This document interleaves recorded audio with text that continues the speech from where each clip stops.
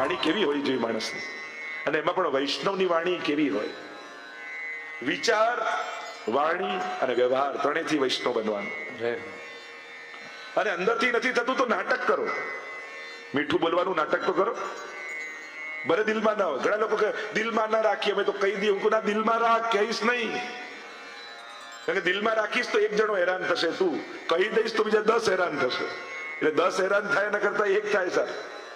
પાછા લોકો બોલે તો એમ કે ના, મારા દિલમાં નતું, બોલાઈ ગયું. અરે દિલમાં હતું એટલે જ બોલાયું. એ વાત જ ખોટો લોજિક છે કે મનમાં નતું પણ કહેવાય ગયું. મનમાં હતું એટલે જ કહેવાય ગયું. કારણ કે મનની વાત છે ને, બહુ વાર તમે દબાવી ના રાખી શકો, કહેવાય જ જાય. અને એટલા માટે વૈષ્ણવની વાણી કેવી હોય, કયા શબ્દો બોલવા. એટલે આપણે ત્યાં તો પુષ્ટિ માર્ગમાં તો કેટલો વિવેક છે. પ્રભુ માટે આ શબ્દ, ગુરુ માટે આ શબ્દ, વૈષ્ણવ માટે આ શબ્દ. આ બધા વિવેક છે. સારી ક્રિયા સારા વિચારની જનની છે. જો કૃતિ ને પ્રકૃતિ આ બંને મહત્વનું છે. ક્રિયા અને વિચાર. તમે ઉત્તમ વિચાર નથી કરી શકતા તો ઉત્તમ કાર્ય કરો. સારું કાર્ય કરતા કરતા પણ સારા વિચારો આવવા લાગશે. નાટક કરશો ને કદાચ વૈષ્ણવ બનવાનું, ભલે દિલમાં નહીં હોય, પણ વ્યવહાર ઉત્તમ રાખો, સારું બોલો, સારો વ્યવહાર રાખો, સારા બધાને સન્માન આપો. ભલે દિલમાં ગમે તેટલી ગાળો એના માટે નીકળતી હોય, પણ જબાનથી તો આપણે એને આદર જ આપવો. આ નક્કી કરો કે વૈષ્ણવ થઈ નથી શકતો, વૈષ્ણવ બનવાનું નાટક તો કરી શકું છું ને, ચલો એનાથી શરૂ કરો. લાંબા સમય સુધી ચાલશે ને તો ધીરે ધીરે એ પ્રકૃતિ બની જશે, એ આદત બની જશે, અને સાચા અર્થમાં એ વૈષ્ણવતા પ્રગટ થવા લાગશે. અહીંયા મુર્ગુજીની પરીક્ષાની કથા આવી, આગળ કૃષ્ણ લીલા વિહારનું વર્ણન આવ્યું. 10મા સ્કંદને વિરામ આપીએ. બોલો ગોવર્ધન નાથ કી જય, ભાગવત ભગવાન કી જય. 11 સ્કંદ, 11મો સ્કંદ મુક્તિ લીલા, 31 અધ્યાય. વૈષ્ણવની મુક્તિ શું? ચિત્ત પ્રભુના ચરણોમાં લાગી જવું, એ જ મુક્તિ છે. આપણે જીવનથી મુક્ત નથી જોઈતું, પણ મુક્ત જીવન જોઈએ છે. જીવનથી મુક્તિ નથી જોઈતી. આપણે તો ત્યાં તો વારે ઘડીએ જન્મ લઈને આવવું છે. આપણે ત્યાં તો એટલે જ દયા ભક્તો એટલે જ કહે છે ને, નિત્ય ઉત્સવ, નિત્ય કીર્તન, નિરખવા નંદલાલ રે. આપણે તો વારે ઘડીએ જન્મ લઈને આવું છે. મુક્તિ મનુષ્યનો સ્વભાવ છે, એને છૂટવું છે. જે મેળવ્યું છે એનાથી મુક્ત થવું છે. યાદવો સમર્થ બન્યા, યુવાનો છે ઉચ્છંકલ થઈ ગયા. બહુ જ બધું અનુકૂળતા આવી જાય ને ત્યારે માણસ સહજતા ગુમાવી દેતો હોય છે.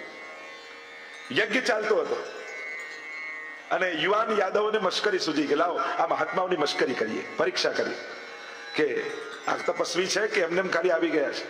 શામા નામના યાદવને ગર્ભવતી સ્ત્રીનો વેશ ધરાવ્યો અને બધા પકડીને લઈ ગયા ઋષિ પાસે. અને ઋષિને કહેવા લાગે કે મહાત્મન, આને બાળક થવાનું છે, બતાવો ને આપણા તપોબળથી દીકરો થશે કે દીકરી. ઋષિ આંખ બંધ કરીને જોયું ને કહ્યું, તમે ઉચ્છંકલ થયા છો, અમારી પરીક્ષા કરો છો. જ્યાં હું શ્રાપ આપું છું, ન દીકરો ન દીકરી, આના પેટમાંથી મૂષળ નીકળશે અને સમસ્ત યાદવ કુળનો સંહાર થઈ જશે. જયારે આવો શ્રાપ લાગ્યો, ગભરાયા યાદવ ઉગ્રસેન પાસે ગયા અને જ્યાં સામેના વસ્ત્રો કાઢ્યા તો એમાંથી એક મૂષળ નીકળ્યું. શું કરી આનું, આવો શ્રાપ લાગ્યો છે. ઉગ્રસેને કહ્યું કે આને ઘસો, ભૂક્કો કરીને દરિયામાં નાખી દો. ભૂક્કો કરીને દરિયામાં નાખ્યો. એક ટુકડો હતો એ પણ દરિયામાં નાખ્યો. એક માછલી ગળી ગઈ અને પારધીના હાથમાં આવી, જરા નામના પારધીના હાથમાં. એને જ્યાં કાપી તો ટુકડો નીકળ્યો અને ટુકડામાંથી એને બાણ બનાવ્યું. અને જે ભૂક્કો દરિયામાં નાખ્યો હતો એ પાછો વેર આવ્યો કિનારે અને એમાંથી ભાલા જેવું ઘાસ ઉગ્યું. અહીંયા નારદજી વસુદેવજીને મળવા માટે આવ્યા છે. ભાગવત ધર્મનો ઉપદેશ આપ્યો છે. નવયોગેશ્વરની કથા કહી છે. આ નવયોગેશ્વર જે ઋષભદેવજીના પુત્ર છે, નિમિ રાજાનું યજ્ઞ ચાલી રહ્યો છે અને આ નવયોગેશ્વરો નિમિ રાજાના યજ્ઞમાં આવ્યા. જો આપણા ઘરે કોઈ શુભ પ્રસંગ હોય અને કોઈ મહાત્માની પધરામણી થાય તો માનવું કે ઠાકોરજી આશીર્વાદ મોકલાયા. પ્રભુએ આમના થકી આપણા ઉપર આશીર્વાદ મોકલાયા. પ્રસન્ન થઈ ગયા નિમિ રાજા. કવિ હરિ અંતરિક્ષ પ્રબુદ્ધ પીપલાયન આવિરોત્ર ધુમિલ ચમસ કરભાજન આ નવયોગેશ્વર. અને નિમિ રાજાના યજ્ઞમાં આવ્યા. નિમિ રાજા તો ધન્ય થઈ ગયા અને બોલ્યા, મહાત્મન પધારો પધારો પધારો, અમારા હો ભાગ્ય, આજે અમારો ભાગ્યોદય થયો, અમારા ઘરે મહાત્મા પધાર્યા. દુર્લભો માનુષો દેહો, બોલ્યા આ માનવ દેહ દુર્લભ છે, પણ એમાં પણ કોઈ મહાપુરુષનું સાનિધ્ય એ તો પરમ દુર્લભ છે. આ જ દેહમાં, આ માનવ દેહમાં કોઈ મહાપુરુષનું શરણ મળવું એ સૌભાગ્યની વાત છે. 3 વસ્તુ દુર્લભ શંકરાચાર્ય કહી. દુર્લભમ ત્રયમે વૈતદ દેવાનુગ્રહ હેતુકમ મનુષ્યત્વમ મુમુક્ષુત્વમ મહાપુરુષ સંશય. મનુષ્યત્વ દુર્લભ છે, મુમુક્ષા દુર્લભ છે અને મહાપુરુષનું સાનિધ્ય દુર્લભ છે. કારણ કે કોઈ મહાપુરુષ ગુરુનું સાનિધ્ય મળી જાય સહજમાં જી, જેમ એક કીડી કોઈ મહાપુરુષના નિમિત્તથી અને જેમ ક્યાંકથી ક્યાં પહોંચી જાય છે, એમ આ જીવાત્મા પણ કોઈ મહાપુરુષના ચરણ પકડી આ ભવસાગરને તરી જતો હોય છે. એવા કોઈ મહાપુરુષના ચરણનો આશ્રય મળે. શિર પર ધરું, હું તો શિર પર ધરું, આપણા ભક્તો ગાય છે ને. જો કંઠી બજારમાં કોડીઓ મળતી હોય પણ બજારમાંથી લઈને પહેરતા નથી, ગુરુના હાથે પહેરીએ છીએ. ભગવાન બજારમાં મળતા હોય, સીધા વખતે પ્રભુ ગુરુ પાસે પૂછતાઈએ. મૂળ વાત છે ભગવાન જેને ઓળખે છે એના હાથે કંઠી પહેરે, જેને એનું આરાધન કર્યું છે, જે પ્રભુને પ્રિય છે. આપણે કેવા ભાગ્યશાળી છીએ, મહાપ્રભુજી આપણને ગુરુ રૂપે મળ્યા છે. જેના શ્રીનાથજી વશ છે એ શ્રીનાથજી કે જે મહાપ્રભુજીને વશ છે એવા ગુરુ આપણને મળ્યા. અને એવા ગુરુની ચરણ જ્યારે આપણને મળે, એની રજ આપણને મળે, આ જીવ કૃતાર્થ થઈ જાય. આપણે તો ગુરુમાં ભાગલા કરી લઈએ, તારું આ ઘર, મારું આ ઘર, પેલાનું આ ઘર. અરે આપણા બધાના, મારા અને તમારા બધાના ગુરુ શ્રી મહાપ્રભુજી છે. એમની કૃપા થકી આ જીવન શ્રીજીને સમર્પિત થયું છે. અહીંયા આવા ગુરુની ચરણ રજ જ્યારે મળે, એ જ્યારે કૃપા કરે ત્યારે જીવન સિદ્ધ થતું હોય છે. કયો ગુરુદેવ આપ પધાર્યા. નવ યોગેશ્વરે સુંદર ઉપદેશ આપ્યા છે. કવિ નામના યોગેશ્વરે, એમ તો આ યોગેશ્વરોના શ્લોકો તમને આવડે છે, ભાગવતના અને અનેક અનેક શાસ્ત્રોના ઘણા બધા શ્લોકો તમને આવડતા હોય છે, પણ ખબર નથી હોતી કે આ શ્લોકો ક્યાંના છે. જેમ ત્વમેવ માતા ચ પિતા ત્વમેવ, મહાભારતમાં ગાંધારી બોલી છે, એ શ્લોક કૃષ્ણને જોયું. એમાં નવયોગેશ્વરનો શ્લોક તમને આવડે છે. તમને શું આવડે છે મને ખબર છે બધું, તમે મને કહ્યું નથી, પણ તમને આ શ્લોક આવડે છે મને ખબર છે. હું બોલીશ તો હમણાં તમે બોલશો. કાયેન વાચા મનસેન્દ્રિયૈર્વા, બધાને અડધો તો આવડે છે. પેલું આ કાયેન વાચા, આ તો શ્લોક બધાને ખબર છે. આ નવ યોગેશ્વરે કહ્યું જે કાંઈ કરો એ પ્રભુને સમર્પિત કરીને કરો. હરિનામના યોગેશ્વર, કવિ નામના યોગેશ્વર ધર્મની ગતિ, ધનની ગતિ, એની વાત કરી. પૂજન વિધિનો ક્રમ બતાવ્યો, ભક્તોના પ્રકાર બતાવ્યા. ઉત્તમ ભાગવત, પ્રાકૃત ભાગવત, મધ્યમ ભાગવત, જે બધામાં ઈશ્વરને જુએ. એક ખાલી જે ઈશ્વરમાં જ ઈશ્વરને જુએ એ પ્રાકૃત છે, જે ઈશ્વરમાં અને ભક્તોમાં ઈશ્વરને જુએ એ મધ્યમ છે, પણ જે બધામાં ઈશ્વરને જુએ એ ઉત્તમ છે. સકલ લોકમાં સહુને વંદે, દરેકમાં ભગવત તેજ સમાયેલું છે, ભગવત અંશ બિરાજમાન છે. આ ભાવ મનમાં હોવો જોઈએ. એક એક વ્યક્તિ, એક વરસાદ પડતો હતો ને એક ઝૂંપડા નીચે ઉભો રહી ગયો કે બંધ થાય પછી જાઉં, પણ વરસાદ તો બંધ થવાનું નામ જ ન લે, પડ્યા જ કરે, પડ્યા જ કરે, પડ્યા જ કરે. માનો ઓકલેન્ડ નો વરસાદ હોય. એટલે પેલા અંદર જે હતો એને થયું કે આ બહાર બિચારો સવારથી ભૂખ્યો છે, સાંજ પડવા આવી, કઈ ખાધું પીધું નથી, લાવ હું જમવાનું બોલાવીને એને જમાડી દઉં. અને એને જમવાનું તૈયાર કર્યું. બહાર જે હતો એને કહ્યું આવો તમે ઘરમાં જમીને જાઓ. અને પેલાને અંદર બોલાવ્યો, બે થાળી કરી, અને જ્યાં જમવા જાય એટલે જે ઘરનો માલિક હતો એને કહ્યું કે ચાલો પહેલા ભગવાનને યાદ કરી લઈએ અને પછી જમવાનું શરૂ કરીએ. બહારથી જે અંદર આવે એને કહ્યું કે તમારે યાદ કરવા તો કરો, હું ભગવાનમાં માનતો નથી, એટલે તમારે યાદ કરવા તો કરો, હું નથી માનતો. પેલો કે એક તો તું ભૂખ્યો હતો, આખા દિવસનો ઉભો હતો, તારા માટે જમવાનું મંગાવ્યું, અંદર બોલાયો, તને જમવા બેસાડું છું, ભગવાનમાં નથી માનતો, ન માનતો તો નીકળી જા મારા ઘરેથી, જમવાનું નથી તારા માટે. પેલો કે તમે કહો તો નીકળી જાઓ, પણ હું માનતો નથી. એટલે પેલો ભૂખ્યા પેટે નીકળી ગયો. એટલામાં આકાશવાણી થઈ અને ભગવાન બોલ્યા કે હે ભક્ત, એ મને નતો માનતો, 50 વર્ષનો એ થયો, છતાંય 50 વર્ષથી 2 ટંક એને જમાડું છું, અને તું મારો ભક્ત થઈને 1 ટંકે ના જમાડી શક્યો એને. હું એને ખબર નથી, પણ તને તો ખબર છે ને કે હું એની અંદર છું. તે તો મને ભૂખ્યો કરીને મોકલ્યો. જે બધા ઈશ્વરના દર્શન કરે એ ઉત્તમ ભક્ત છે. એની ચર્ચા આવી આગળ. પ્રભુ સુદામ પધારવાની તૈયારી કરી રહ્યા છે અને દત્તાત્રેય ભગવાનના 24 ગુરુની કથા આવી. જ્યાં જ્યાં ગુણ દેખાયા એ ગુણને ગુરુ રૂપે સ્વીકારી લીધા. જો તમે કોઈ એવો વ્યક્તિ ગોતવા જાઓ કે એમાં બધા જ ગુણ હોય, એવા ચોપડીમાં લખેલા માણસો દુનિયામાં હોતા નથી. આપણી તકલીફ શું છે? આપણે દરેકમાં આઈડિયલનો વિચાર કરીએ. પતિ તો આઈડિયલ પતિ તો આવો હોય, પત્ની તો આઈડિયલ પત્ની તો આવી હોય, ભાઈ તો આઈડિયલ ભાઈ તો આવો હોય, પિતા તો આઈડિયલ પિતા તો આવા હોય, અને પછી હંમેશા રડ્યા જ કરીએ, મને જ બરાબર મળ્યા નથી. એક છોકરાને નિબંધ આપ્યો પપ્પા વિશે, ફાધર વિશે. અને સ્કૂલમાં જ્યારે એને બુકમાં વાંચ્યું ત્યારે એને થયું કે મારા ઘરમાં રહે છે એ કોણ છે, કારણ કે આમાંથી તો એક દેખાતું નથી. તો ચોપડીમાં લખેલા માણસો દુનિયામાં હોતા નથી, માણસ આવા જ હોય છે. માણસને એની નબળાઈ સાથે નહીં સ્વીકારો ને તો સંબંધો ટકાવી નહીં શકો. માણસોમાં નબળાઈ છે જ, આપણે આવા જ છીએ. ન હોઈએ તો આશ્ચર્યની વાત છે ને, છે એ આશ્ચર્યની વાત નથી. માણસ આવો જ હોય, હસતા હસતા રડી પડે ભાઈ માણસ છે, દડ દડી પડે ભાઈ માણસ.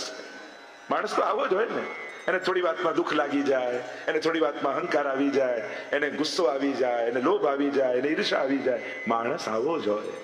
ઘણી વાર લોકો કે આ બધું ભગવાનને ગમતું નથી તો આ મસાલો અમારી અંદર નાખ્યો કેમ? આ બધો ક્રોધ, ભય, આ બધું અંદર નાખ્યું કેમ? કારણ કે આ બધું જ કામનું છે. એટલા માટે જો લોભ ન હોય તો માણસ ઘર બાંધે, ભય ન હોય તો જીવતો રહે, અગાસી પરથી પોતે જ કૂદી જાય. મરવાનો ડર છે એટલે જ બચેલા છે બધા. આ મોહ છે તો જ બધું ભેગું કરી તો ભગવત સેવા કરી શકીએ છીએ. ક્રોધ છે તો ક્રોધના ભયથી છોકરાઓ ભણે છે, ટીચરના ક્રોધના ભયથી, મા બાપના ક્રોધના ડરથી કંઈક સારું થાય છે ને. મૂળ વાત એ છે કે આ બધું આપણે વાપરીએ તો બધું સારું થાય, પણ આ બધા આપણને વાપરે ને તો બધું બગડવા લાગે. ક્રોધ જો આપણને વાપરવા લાગે તો બધું તહેસ નહેસ થઈ જાય, પણ ક્રોધને તમે વાપરો તો બધું સારું થાય. મૂળ વાત છે આ બધાની ક્યાંક ઉપયોગીતા છે એટલે આપણી અંદર છે, પણ આપણે એને વાપરવાના છે. પ્રભુએ એને વાપરવા માટે આપ્યા છે, ક્યાંક એ આપણને ન વાપરી જાય એની સાવધાની રાખે. જ્યાં જ્યાં ગુણ દેખાયા, જો એક કોઈ ઝાડ એવું હોય કે જેમાં કેળું ઉગે, પપૈયું ઉગે, ચીકુ ઉગે, મોસંબી ઉગે, નારંગી ઉગે, એવું ઝાડ દેખાય મળે ના?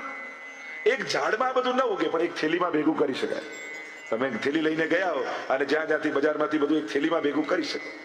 એમ બધા ગુણો એકમાં હોય કદાચ એવો વ્યક્તિ ન મળે, પણ જ્યાં જ્યાં ગુણ દેખાય ત્યાં તમારી બુદ્ધિની થેલીમાં ભેગું કરી શકો છો. જ્યાં જ્યાંથી ગુણ ગ્રહણ કરી શકાય કરવાની આદત પાડો. ઘણા સુપડા જેવા હોય, ઘણા ચારણી જેવા હોય. સુપડું હવે બોલવું પણ અહીંયા તો કદાચ છોકરાઓને જોયું નહીં હોય કે સુપડું કેવું કહેવાય, કે પેલું અનાજ પેલા ટાઈમમાં પેલું આમ ઝાટકે ને એટલે શું થાય કે જે ફોતરા હોય બહાર નીકળી જાય અને કામની વસ્તુ અંદર રહી જાય. તો ઘણા એવા સુપડા જેવા હોય, ફોતરા ફેંકી દે, કામનું ગ્રહણ કરી દે. ઘણા ચારણી જેવા હોય, છાળે એટલે કાંકરા રહી જાય બાકી બધું નીચે જતું રહે. એમ જીવનમાં ઘણા ખાલી દોષોને સ્વીકારે અને બાકી આ વ્યક્તિ અને આપણી બી વૃત્તિ એવી છે ને, લોકોને એની કમજોરીથી જ ઓળખીએ. તમે કહો ને પેલા ભાઈને નામ આપીને કહો કે પેલા રાકેશભાઈને ઓળખો છો? કયા રાકેશ? પેલાથી એમ જાડા છે, ટાળ છે, બટકા સરખા છે. ઓ અચ્છા, ઓળખી ગયો. એટલે એના માટે જાડા, બટકા, કાળા, ટાલ આ બધું ગણવું પડે. એના ગુણો કો તો એને ખબર પડે, પણ એના દોષોથી ઓળખાઈ જાય. માણસ એના દુર્ગુણથી માણસ પેલા નથી બહુ વાતે વાતે ગુસ્સે થઈ જાય, અચ્છા ઓળખી ગયો. માણસ એની ઓળખાણ પણ દુર્ગુણોથી આપતો હોય. તો જે વાત કે જ્યાં ગુણ દેખાયા એને ગ્રહણ કર્યા. 24 ગુરુની ચર્ચા. સૌથી પહેલા ગુરુ કર્યા પૃથ્વીને. પૃથ્વી પાસેથી ક્ષમા, ધૈર્ય, સહનશીલતા શીખ્યા. આ પૃથ્વી કેટલું સહન કરે છે. માણસ કેટલું બધું આ પૃથ્વી ઉપર એક પ્રકારનો ત્રાસ ગુજારતો હોય એ રીતે વર્તે છે, છતાં એ સહન કરે છે. સહન શક્તિ વૈષ્ણવમાં હોવી જોઈએ. સહન કરતા શીખો. દરેક વાતે લડી લેવું ઉત્તમ નથી. સહન કરો. વાયુ પાસેથી શીખ્યા નિસંગતા. કચરા પરથી જાય, દુર્ગંધ લઈ જાય, છોડી દે. ફૂલ પરથી જાય, સુગંધ લઈ જાય, છોડી દે. આ જ નિસંગ રહેવું માણસ, આગળ વધતા રહે. જલ આકાશ પાસેથી શીખ્યા વ્યાપકતા, વિરાટતા. મન મોટું કરવું હોય તો એની કસરત છે. રોજ 10 મિનિટ આકાશ સામે જોવું. કેટલા મહિનાઓ થઈ જાય આપણે આકાશ સામે જોતા નથી. વિશાળતા છે, વ્યાપકતા છે. હૃદય મોટું રાખવું, બધાને સ્વીકારવાની વૃત્તિ રાખવી. જળ પાસેથી શીખ્યા વહેતા રહેવું, અને વહેતું રહે તો મધુર રહે. એમ માણસે વહેતા રહે. જૂના સમય, ઘણા લોકો જૂના સમયમાં એવા બંને, પણ અમારા જમાનામાં તો પણ હવે ગયો જમાનો, હવે નથી. ઘણા એમ થાય કે જૂનું હતું એ જ બધું સારું, ઘણા એમ થાય કે નવું છે એ જ બધું સારું. ના, બે પગથી ચલાય ને એમ ભૂતકાળના અનુભવો, નવી વસ્તુનો સ્વીકાર અને એનાથી માણસે ચાલવાનું. કોઈ વિચાર સાથે, કોઈ ઘટના સાથે તમારી જીવનને બાંધી રાખશો ને તો જીવન અટકી જશે, રોકાઈ જશે. ઘણા લોકો અમુક ઘટનાઓમાં અટકી ગયા છે. 10 વર્ષ પહેલા ઘણા લોકો એમ કે અમને યાદ નથી રહેતું. એને પૂછવાનું 10 વર્ષ પહેલા તારું કોઈ અપમાન કર્યું તો યાદ છે? કે યાદ છે? ટાઈમ, સ્થળ સાથે યાદ છે. હવે કહેતો નહીં કે તને યાદ નહીં. ઘણી વાર છે ને આપણી મેમરી વીક નથી હોતી, આપણો ઇન્ટરેસ્ટ વીક હોય છે. જે વસ્તુને બહુ જ ઇન્ટરેસ્ટ સાથે તમે કરો ને એ તમને યાદ રહી જાય. એટલે હવે એમ નહીં કે મારી મેમરી વીક છે, આપણો ઇન્ટરેસ્ટ આ વસ્તુમાં વીક હોય છે, તો એ અપમાન તો યાદ રહે છે આપણને. ઘટનાઓ જોડે બંધાયેલા આગળ ઘણી વાર માણસ ખરાબ નથી હોતો, એનો સમય ખરાબ હોય છે, એક ક્ષણ માટે ખરાબ હોય છે. કાયમ માટે એના પ્રત્યે એક ઘટનાથી ધારણા નહીં બાંધીને એને અવસર આપતા રહો, વ્યક્તિઓને મોકા આપો. કોઈ એક ઘટના ક્યારેક ઘટી ગઈને કાયમ માટે એની જોડે વેર બાંધી લેવો ઉત્તમ નથી. એનો સમય એ સમય સારો નહીં હોય, કદાચ એનો મૂડ સારો નહીં હોય, એનો સ્વભાવ એ સમય બરાબર નહીં હોય, એનાથી એના માટે ધારણા ન બાંધો. આગળ અગ્નિ પાસેથી ઉર્ધ્વ ગમનતા શીખ્યા. લાકડામાં અગ્નિ અડાડો ને, લાકડીને ઊંધી કરો તો અગ્નિ તો ઉપર જ જાય. સંજોગ ભલે નબળા થાય, વિચાર નબળા નહીં કરવા. નિશાન ચૂક માફ, ન તાક નીચું નિશાન. ન લાગે તો વાંધો નહીં, પણ નબળા નિશાનો ન રાખો. આગળ ચંદ્રમા પાસેથી જોયું એની કળા વધે ઘટે, પણ ચંદ્રમા તો પૂર્ણ જ રહે છે.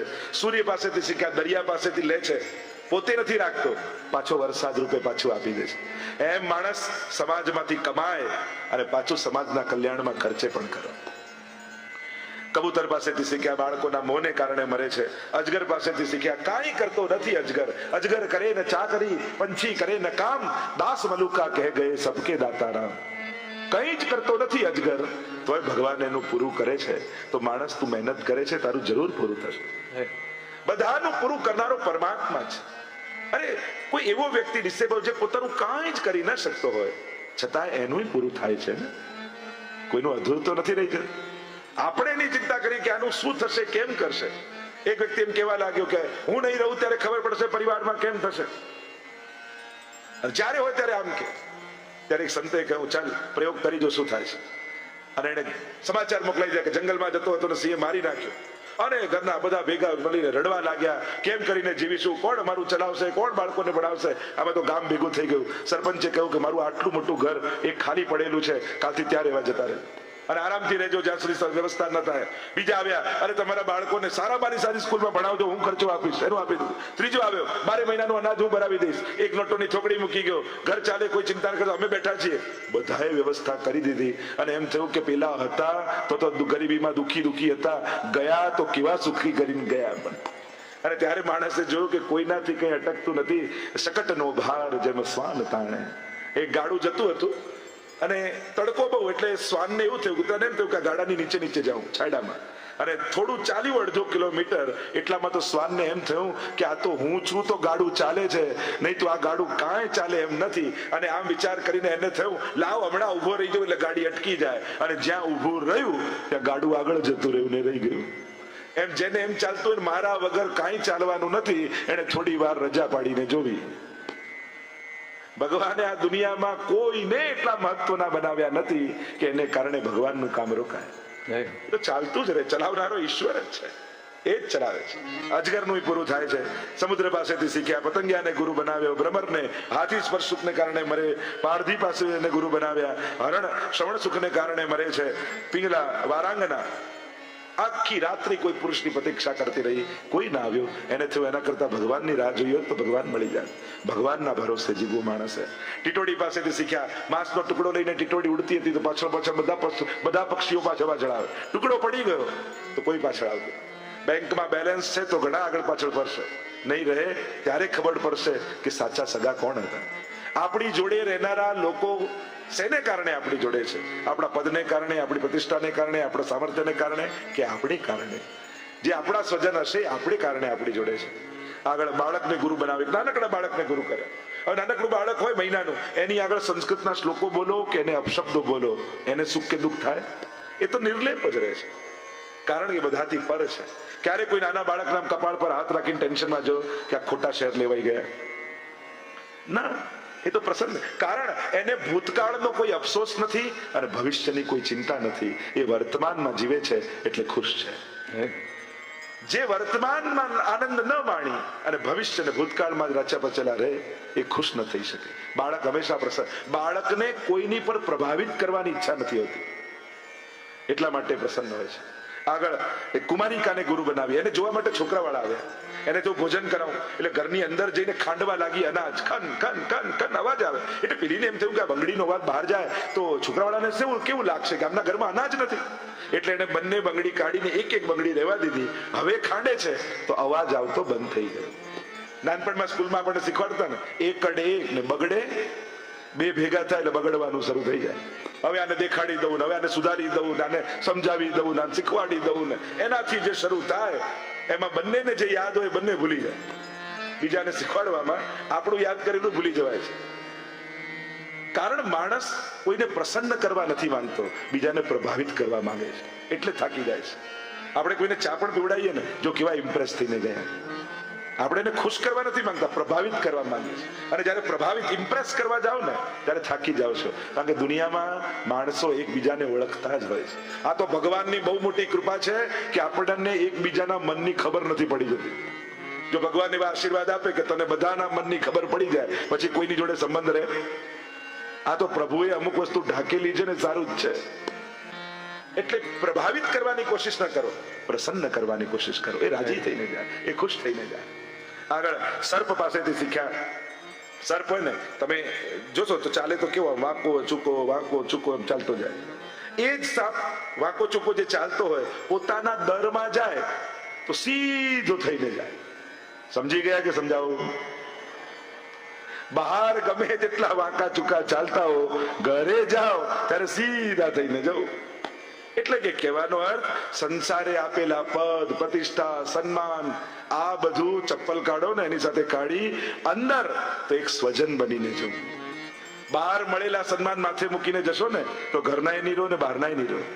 ઘરે કોઈ મોટો બિઝનેસમેન અંદર ન જવો જોઈએ, ઘરે તો એક પિતાએ જવું જોઈએ, ઘરે તો એક પતિએ જવું જોઈએ, ઘરે તો એક ભાઈએ જવું જોઈએ, ઘરે તો એક પત્નીએ જવું જોઈએ. સ્વજન બનીને જશો તો ઘરમાં આનંદ માણી શકશો. પણ કોઈ બિઝનેસમેન કે કોઈ મોટો ભણેલો કે ડોક્ટર કે વકીલ આ બનીને ઘરે જશો ને તો ઘરનો આનંદ નહીં માણી શકો. ભલે ને દુનિયા કેટલાય સન્માન આપે, પણ ઘરે માણસને સન્માન નથી જોઈતું હતું. ઘરે તો આત્મીયતા જોઈતી હોય છે. અને એ આત્મીયતા ન મળે અને ખાલી હવે ઘરમાં તમને બધા જ માન આપ્યા કરે અને પ્રેમ ના આપે તો ચાલે? જ્યારે જાઓ ત્યારે રિસ્પેક્ટ, જ્યારે જાઓ ત્યારે રિસ્પેક્ટ, તો ઘરના તમે કંટાળીને કે અરે બેસને યાર, ક્યાં હમણાં આમ બધું કરે, તમે જ છોકરાનો હાથ પકડીને બેસાડી દેશો. કારણ કે માણસને સન્માન પછી પણ આત્મીયતા જોઈતી હોય છે. અને આત્મીયતાના બળે માણસ જીવતો હોય છે. બહુ સન્માન પણ માણસને થકવી દેતું હોય છે. બહુ જે સન્માનિત વ્યક્તિ હોય એ જેમ તેમ ખુરશીમાં બેસી શકે, એને તો ટટ્ટાર જ રહેવું પડે ને, કે લોકો જોશે તો શું કરશે, એને તો વ્યવસ્થિત જ રહેવું પડે.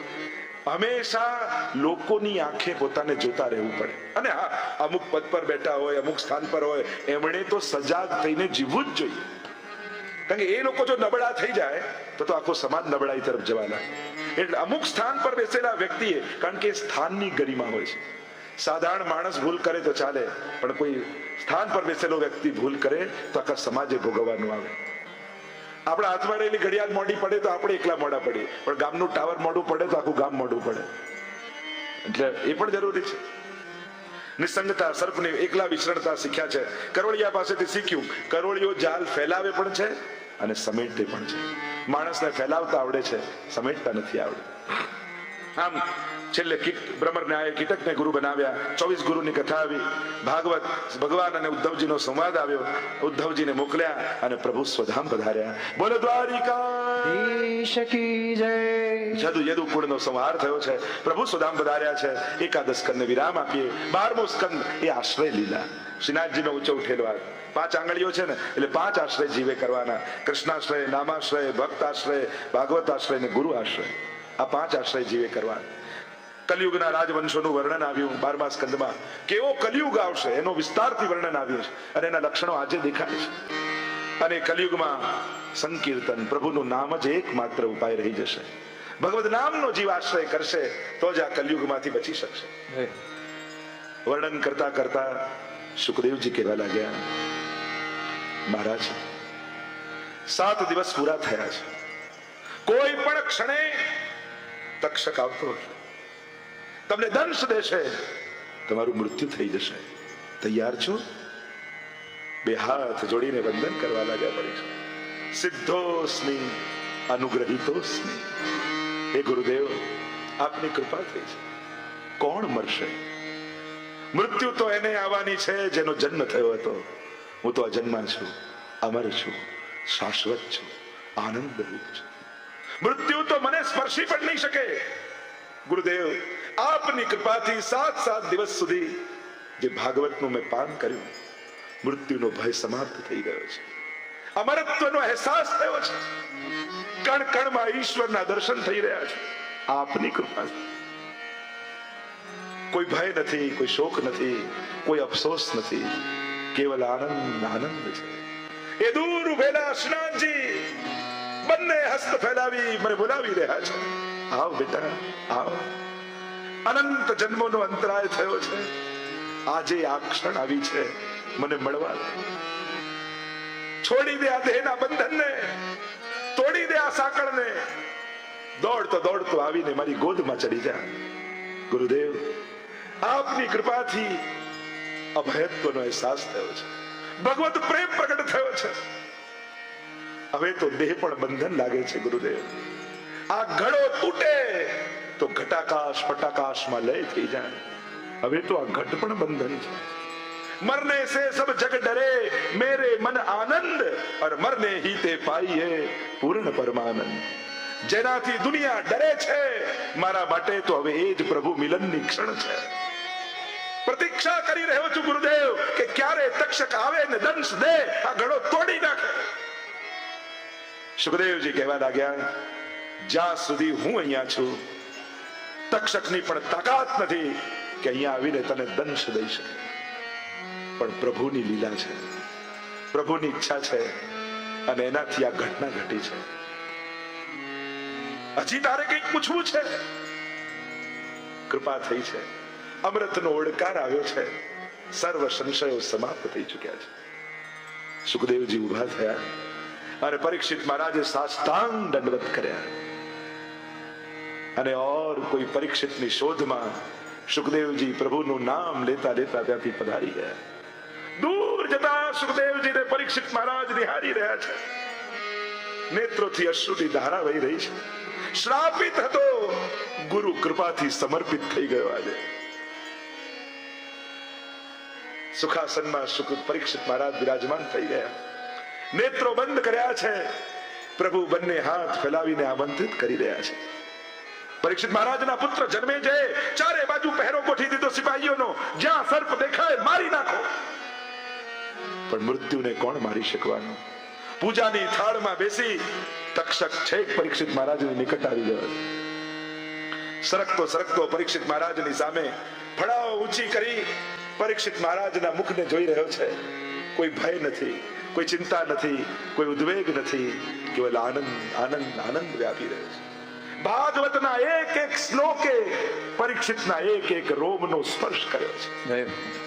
એવું તેજ પ્રકાશિત થઈ રહ્યું છે. અને જ્યાં તક્ષકે ચરણ પર દંશ દીધો, અગ્નિની જ્વાળાઓ ભભૂકવા લાગી, નશ્વર દેહ પડ્યો, અને જ્યાં બંધન તૂટ્યા, કૂદકો મારી પરીક્ષિત મહારાજ દોડતા દોડતા દોડતા દોડતા શ્રીનાથજીની ગોદમાં જઈને બેટી પડ્યા. બોલો ગોવર્ધન નાથ કી જય, બોલો ભાગવત ભગવાન કી જય. શ્રાપિત પરીક્ષિત સમર્પિત થઈ ગયો. આ ભાગવતનો પ્રભાવ